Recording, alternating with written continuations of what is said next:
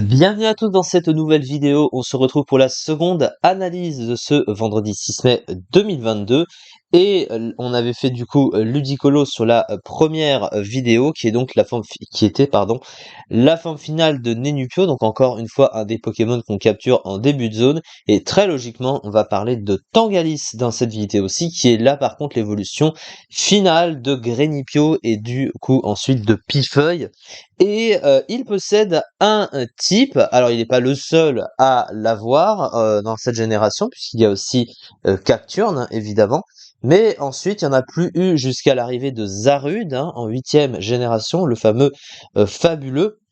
Et le type plante et ténèbres, c'est un type qui est très contrasté, parce que défensivement, c'est considéré comme un des plus mauvais double types du jeu, avec énormément de faiblesses, mais aussi quelques résistances, hein, il faut le dire, donc c'est pour ça que c'est très contrasté. Il a un total de 6 résistances, avec des résistances qui sont quand même assez pratiques, hein, au type eau, électrique, spectre, ténèbres, sol, l'immunité psy aussi, et la résistance plante, pour un total quand même de 7 faiblesses, dont une double type insecte, donc ça veut dire une double faiblesse à demi-tour, et des faiblesses qui sont toutes extrêmement gênantes, hein, au type feu et combat, 2 des 3 types de coverage super efficaces sur le type acier. La faiblesse vol, c'est gênant, la faiblesse glace, c'est gênant, la faiblesse fée depuis la 6G, c'est très gênant. Et du coup, le type poison, même si c'est un type offensif assez rare, ça reste une faiblesse. Donc au final, il a des résistances qui sont quand même utiles, mais aussi beaucoup de faiblesses, pour ça que défensivement, c'est quand même très compliqué pour ce double type. Offensivement, par contre, c'est un type qui est extrêmement bon et étonnamment bon. La grosse particularité du type ténèbres avec le type plante, c'est que le type plante, c'est un mauvais type offensif de base, mais depuis la 6e génération, après l'arrivée du type fée, eh bien le type ténèbres n'est plus résisté par le type acier, et du coup, ce combattant avec le type plante maintenant, aujourd'hui, ce qui était un peu moins le cas avant, eh ben ça permet de pallier au fait que le type plante soit résisté par le type acier, et le type ténèbres, en plus de ça, c'est un type offensif excellent, et qui a surtout un très bon coverage neutre, et en plus d'être neutre sur le type acier. Du coup, il n'y a que 73 Pokémon dans le jeu qui résistent au combo de stab, et il est super efficace sur 353 Pokémon de jeu et 650 sur lequel il est neutre, donc ça apporte évidemment un coverage neutre intéressant, c'est ce que je viens de dire. À côté de ça, au niveau des talents, alors il y a un talent qui est utile, 2 talents moins utiles. Alors Early Bird, c'est matinal, hein, qui divise par 2 le nombre de tours de sommeil, donc ça c'est pas terrible. Et Fouille qui permet de savoir l'objet. Alors je crois que c'est ça, hein, chaque fois je vérifie. Ah non, pickpocket, pardon, excusez-moi. Donc, on revole l'objet que tient l'attaquant quand le Pokémon subit une attaque directe. Bon, c'est pas terrible, puisqu'en général, tu appliques déjà un objet à ton Pokémon. Et puis surtout, c'est pas vraiment un Pokémon bon pour tanker les coups. Donc, pas vraiment adapté.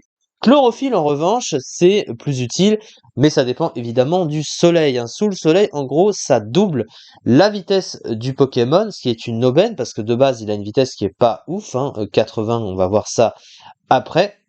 Mais la seule chose, c'est que ça lui rajoute une pseudo-faiblesse au feu, parce qu'il a déjà une faiblesse au feu, et le soleil augmente la puissance des attaques de type feu en face. Et comme c'est un des 3 types super efficaces sur le type acier, c'est évidemment un type très répandu. Mais c'est pour autant un talent utile. Alors, il va être moins utile chez lui que d'autres utilisateurs de chlorophylle. On va voir rapidement pourquoi derrière, mais ça reste utile quand même. Ensuite, au niveau des stats, bah les stats, elles sont pas incroyables, hein, quand même. Alors, qui lui permet quand même de d'être utilisable à la fois sur le physique et sur le spécial, hein, puisqu'il a 100 en attaque, 90 en attaque spéciale. Il a un Moufoul qui peut à peu près s'utiliser sur les deux. Un peu plus sur le spécial quand même, mais c'est des stats qui sont pas incroyables pour autant, hein. 100 en attaque, 90 en attaque spéciale, hein, c'est moins fort que beaucoup de Pokémon. Donc du coup, et puis le power creep, hein, vous savez. Les Pokémon devenant plus forts, ça on a l'habitude, et avec le temps, bah, les Pokémon se sont augmentés dans le metagame, et les Pokémon sont devenus plus forts, évidemment. Le bulk du Pokémon est très mauvais, alors malgré 90 en PV, il a quand même 60 dans les défenses, donc c'est vraiment nul, hein, surtout comboté avec son type défensif mauvais. C'est vraiment pas ouf, et une vitesse qui dépend du soleil de chlorophylle, du coup. s'il veut s'augmenter sa vitesse, parce que sinon 80 c'est pas une vitesse incroyable, surtout pour un Pokémon offensif. Son move pool, il est plutôt bien, en vrai, son move pool, surtout son move pool offensif. Alors déjà, on note l'accès à sabotage stabé. Alors ça, c'est du pain béni quand tu l'as sur un type ténèbres offensif, hein, clairement. Surtout avec un 100 en attaque, c'est plutôt pas mal. Il possède des attaques offensives. Alors les stabs à côté, bah, Dark Pulse sur le spécial à côté. Et il a évidemment Leaf Blade, Giga Sensu, Leaf Storm. Donc sur le spécial ou sur le physique, il a ses stabs. Il possède vent violent, canicule pour passer les types acier. On note qu'il n'a pas accès cependant à balle météo et du coup, bah, sous le soleil, comme ça profite en même temps de chlorophylle, et ben la balle météo tape plus fort sous le soleil puisqu'elle prend le type feu. Et du coup, ça prend les dégâts du soleil avec, donc c'est plus fort, hein, ça fait un pseudo 150 de puissance à peu près. Alors que canicule, par exemple, ben ça n'a à peu près, je crois, c'est un tout petit peu moins fort. Et canicule peut rater, hein, à 90% de chance de précision. Voilà, c'est pas une si grosse différence que ça, mais juste pour dire qu'en même temps de profiter du soleil, voilà. Et puis surtout qu'il a croissance, hein, qui profite également du soleil et qui double 2 crans de plus l'attaque et l'attaque spéciale sous le soleil. Donc vous voyez que par exemple ça aurait pu servir en plus, mais ça veut pas dire que c'est pas mauvais que c'est mauvais de base, hein, parce que ça double quand même la vitesse du Pokémon, donc il va pas s'en plaindre. Il a également Kuba en priorité, hein, une priorité stabée, ça mange pas de pain, et il a aussi des petites attaques. Alors il a aussi 2 moves de boost, hein. Il a à la fois Dance Lame et Machination, hein, qui lui permet d'être joué physique ou spécial, même si encore une fois il a plus d'intérêt à être joué spécial, même s'il tape un peu moins fort à ce niveau-là. Parce que bon voilà, comme il a Machination, il est plutôt content. On note qu'il a par contre un move full de soutien limité, hein, il a que Synthèse en soins.